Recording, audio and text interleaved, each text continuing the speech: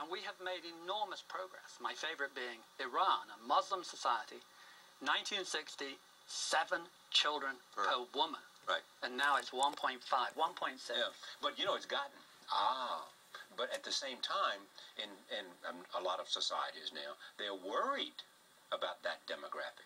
Of course, they're all worried about short-term wealth. Well, I mean, Russia's worried to death. China, Singapore. Singapore. Nevertheless, on my horizon, China and Singapore had such strict, baby policies that they're worried, and so they're taking all those restrictions away. Not all of them away. Oh, China. Not all of them, but exactly. But in Singapore, they're looking to import Malaysians to help their economy and do the jobs. Yes, if you have short-term political problems, you behave in a short-term way. And in the short term, growth appears to be good. It's certainly good for votes. So what would be the long-term way to behave to the fact? In the long term, you have got to get the global population down. We have more population than we can sustain without carbon-based fuel. But if you look at emerging nations, it seems to me that one of the things that has driven their economic growth has been their population. Yes, of course it drives growth. So it also drives... It's what you said, population and productivity. Yeah, it also drives long-term problems. Yeah. It increases the pressure on finite resources until they run out, and then you're stuck. It's like the tide going out, The tide goes out and it's left you high and dry. Right. And you have no fallback unless...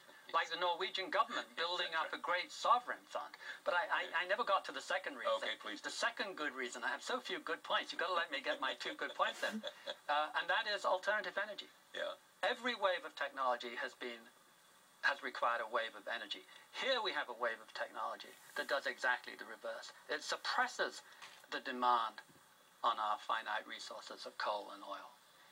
Every time you have a brilliant new idea, an IPO, capitalism at its best, developing an energy-saving technique, solar, wind power, storage, a grid, a new state-of-the-art grid system, all of those suppress the need to use our finite resources. And that is wonderful. And that is happening faster than people realize. Someone from Duke Power said that for them, the cost of a solar panel had dropped in 2 years to 25 cents on the dollar. I mean, these are Moore's Law type reductions, the kind of efficiency increases we only saw in semiconductors. Right. They've been coming down from ludicrously expensive to moderately expensive. Help me understand. I'm not sure I got the point. So therefore, we can get off this terrible Therefore, there's hope, you fucking... of expanding as long as the coal and the oil is there, then being left high and dry. We have the wherewithal to move fairly seamlessly, if we chose to make the effort, to a renewable source of energy that will not run out. Because the prices come down. No, because the sun never quits. So if you can capture the sun's energy, you can keep society going. Okay, and technology will get us there because it'll produce the batteries and technology will be able to store the sun, which is my point all along. This is the one area and the only area where I agree that technology is utterly critical. No, science won't guarantee to save us. Science will only give us a possible out. If we keep the population falling, despite the fact that people who should know better complain about it as a problem, when it's our last best hope that we have the population continue to decline. We have to come back in 200 years and have a population of 4 billion, not 10. And we have to have complete self-sufficiency in renewable energy. How do we do that? I mean, how do we come back policy, to a population good of 4 million? 4 billion. 4 billion is nothing. Over 200 years, that is nothing. Okay. That is 1.8. Every developed country now is at or close to 1.8. Right. 1.8 children per couple. Yeah, 1.8 children per couple. Right. America just dropped to 1.9 with lots of immigrants. And there are countries out there, Japan, as you know, and China, who are way below 1.8. Even Iran. Bangladesh is down to 2.2. Amazing. But we need that. We need to encourage it. We need to get the population down as fast as we can. Now, of course, it's a short-term shock to the system. Older people have to work harder. You have to have 74-year-olds like you working, but it's no big deal. We're not the 70-year-olds that we used to be 100 years ago. Yeah, that was just the thing in the Financial Times, it said 71 is the new 30. Well, having played soccer until I was 62, I can guarantee that's not true.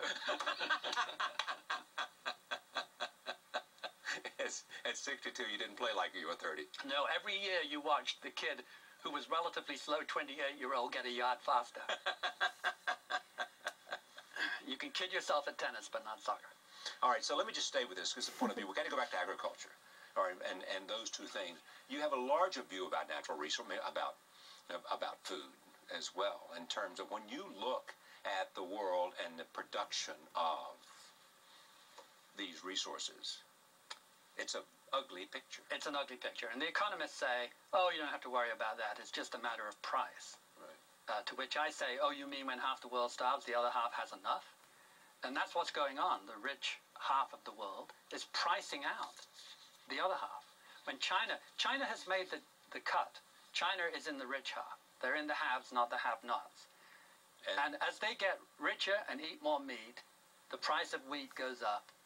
And Moroccans, Libyans, Tunisians who live on wheat can't afford to buy it. It's just the demand equation. Just the demand equation, yeah. You have had this really amazing ability to see bubbles. Where does that come from? Just the numbers. There's an enormous pressure in the investment business to deliver good news. Trust me, good news sells better. Stockbrokers thrive on it. Investment houses thrive on it.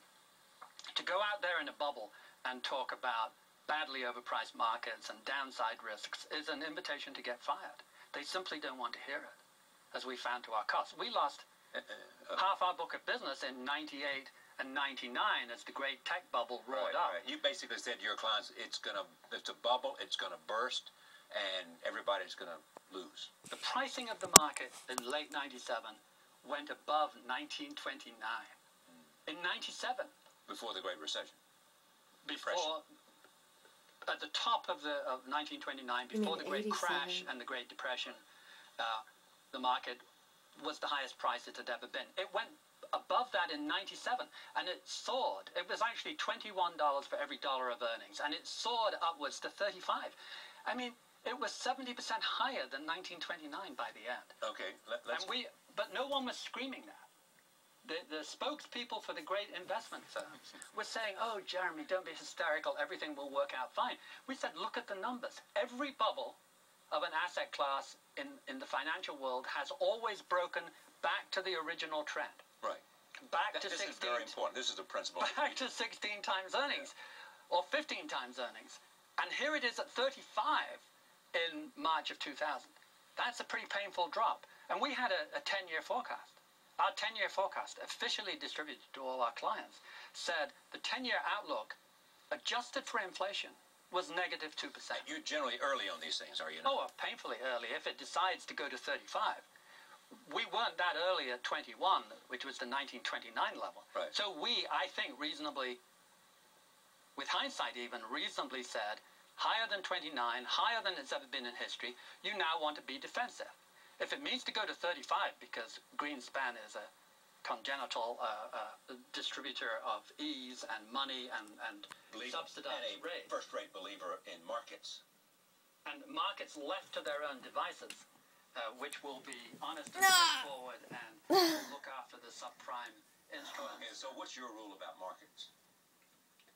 Markets can be, from time to time, crazily inefficient, as we have seen over and over again in history.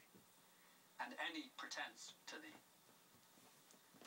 contrary is really in defense of some elegant economic theory. Economic theory doesn't work with human beings. We're far too messy. Yeah. So economic theory assumes that we're incredibly well informed, that the buyers know just as much as the sellers, which is complete nonsense, as everyone knows, and that we're rational and cool and keep a cool head. You don't believe that at all? No one believes that, I think, except a handful of professors who made their career promoting an elegant formula based on that assumption. How about Fed chairman? Do they believe in that?